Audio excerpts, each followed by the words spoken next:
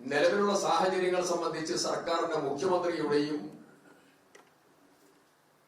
മന്ത്രിമാരുടെയും കലക്ടറുടെയും മുമ്പിൽ എത്തിച്ചിട്ടുണ്ട്. ശാശ്വതമായ പരിഹാരം ഇതുവരെ ഉണ്ടായിട്ടില്ല. അസംബ്ലിയിൽ ചർച്ച നടന്നു, ചോദ്യോത്തര വേളയിൽ സംസാരിച്ചു, അടിയന്തര പ്രമേയം അവതരിപ്പിച്ചു, വ്യക്തിപരമായി നിവേദനങ്ങൾ നൽകി, നേരിട്ട് സംസാരിച്ചു തുടങ്ങി നിരവധിയായ നടപടികൾ ദുരന്ത ബാധിതർക്ക് വേണ്ടി ശ്രമം നടത്തിയിട്ടുണ്ട്. സർക്കാരിന്റെ നിസ്സംഗതയും സർക്കാരിന്റെ ഉത്തരവാദിത്തരഹിതമായ പ്രവർത്തനവും ഒരു വലിയ ദുരന്തമായി ഇന്ന് മാറിയിരിക്കുകയാണ്. ഞാനതിൽ 2-3 കാര്യങ്ങൾ നിങ്ങളുമായി പങ്കുവെക്കാം. ഒരു ദുരന്തം നടന്നിട്ട് ദുരന്തത്തിന് വിധേയരായ ആളുകളുടെ ലിസ്റ്റ് പ്രിപ്പയർ ചെയ്യാൻ കഴിയാത്തതാണ് തന്റെ സർക്കാർ എന്ന് പിണറായി വിജയൻ സർക്കാർ തെളിയിച്ചിരിക്കുക. ഇങ്ങനെയാണോ ഒരു ദുരന്ത സ്ഥലത്ത് സർക്കാർ പെരുമാറേണ്ടത്?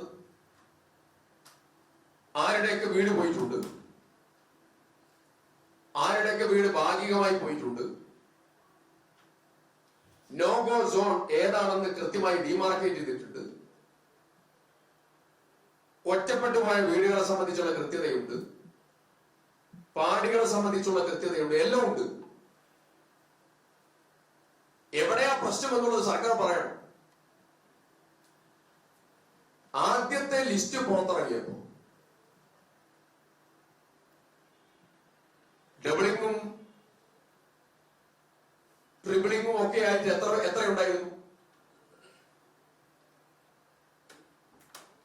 ഒന്നാമത്തെ ലിസ്റ്റ് ഇറങ്ങി, ഇനി രണ്ടാമത്തെ ലിസ്റ്റ് ഏത് സമയത്ത് ഇറങ്ങും? മന്ത്രി പറഞ്ഞത്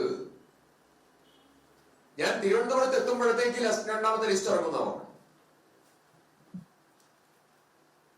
അപ്പൊ ഒരു ദുരന്ത നിവാരണ പ്രവർത്തനങ്ങൾക്ക് നേതൃത്വം കൊടുക്കേണ്ട, ആധികാരികമായി ഉണ്ടാകേണ്ട അടിസ്ഥാനപരമായ ഗുണഭോക്തൃ ലിസ്റ്റ് പോലും 7 മാസക്കാലമായി തയ്യാറാക്കാൻ സാധിക്കാത്ത സർക്കാരായി ഈ സർക്കാർ മാറി. മറ്റൊരു പ്രധാനപ്പെട്ട കാര്യം, പുനരധിവാസം എങ്ങനെയാണ് നടത്തുന്നത്? 2 സ്ഥലത്താണോ 1 സ്ഥലത്താണോ? ഞങ്ങൾ ഇടയ്ക്ക് കേൾക്കുന്നു 1 സ്ഥലത്താണോ. 5 സെന്റ് ഭൂമിയാണോ 10 സെന്റ് ഭൂമിയാണോ? നേരത്തെ പറഞ്ഞ അമ്യൂണിറ്റീസ് എല്ലാം അവിടെ പ്രൊവൈഡ് ചെയ്യൂ. എന്നിതിന്റെ പ്രവർത്തനം ആരംഭിക്കും? ഏത് സമയം ഇത് അവസാനിക്കും? ജീവനോപാധി എന്ന് തിരിച്ചു കൊടുക്കും? തുടങ്ങി നിരവധി ചോദ്യങ്ങൾ, നിരവധി കാര്യങ്ങൾ സർക്കാരിന്റെ മുമ്പിൽ വെച്ചിട്ടുണ്ട്. ഒരു കാര്യത്തിനും ഇതുവരെ ഒരു ക്ലാരിറ്റിയുള്ള മറുപടി സർക്കാരിന്റെ ഭാഗത്തു നിന്ന് വ്യക്തതയും സമീപനവും ഉണ്ടായിട്ടില്ല. ഇങ്ങനെയാണോ ഒരു ദുരന്തത്തെ ഒരു സർക്കാർ ഡീൽ ചെയ്യേണ്ടത്? ഇങ്ങനെയാണോ?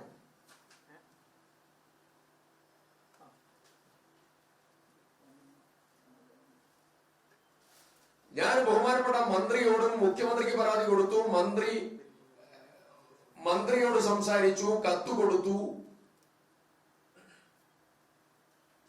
ആരോഗ്യമന്ത്രിയോട് സംസാരിച്ചു, കലക്ടറോട് ഇതുമായി ബന്ധപ്പെട്ടുകൊണ്ട് വഴക്കിട്ടു. ഒരു കാര്യം, തുടർ ചികിത്സ പ്രോപ്പറായി നടപ്പിലാക്കാനുള്ള നടപടി ഉണ്ടാവും.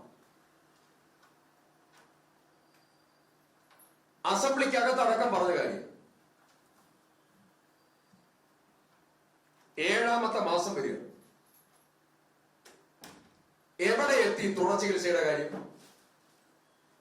പറയണു സർക്കാർ സ്പൈനൽ കോഡ് ഇഞ്ചറി ഉള്ളവർ, വെയിൻ പൊട്ടിയവർ, പ്ലാസ്റ്റിക് സർജറി നടന്നവർ, കയ്യും കാലും പൊട്ടിയവർ, ഗുരുതരമായ അസുഖമുള്ളവർ, ഈ ദുരന്ത ബാധിതരുടെ ദൈനംദിന അസുഖങ്ങൾ വേറെ, അതിനുശേഷം കാർഡിയാക് അറസ്റ്റ് വന്നതായിരിക്കുന്ന ബുദ്ധിമുട്ട് വന്നതായിരിക്കുന്ന പേഷ്യൻസ് വേറെ നിരവധിയുണ്ട്. ഞാൻ ഇന്നും DMOയോട് സംസാരിച്ചവർ. ഒരു പേഷ്യന്റ് എന്റെ ഓഫീസിൽ വന്നു. ആരോടാണ് ഇതൊക്കെ പറയുക? ഒരു സർക്കാരിന് ജീവനില്ലാത്ത മനുഷ്യരോട് സംസാരിക്കുന്ന പ്രതീതിയാണ് ദുരന്ത വിഷയവുമായി ബന്ധപ്പെട്ടുകൊണ്ട് സംസ്ഥാന സർക്കാരോട് സംസാരിക്കുന്നത്. ഇത്രയും ഗുരുതരമായ ഒരു സാഹചര്യത്തിലൂടെ ദുരന്ത ബാധിതർ കടന്നു പോവുക.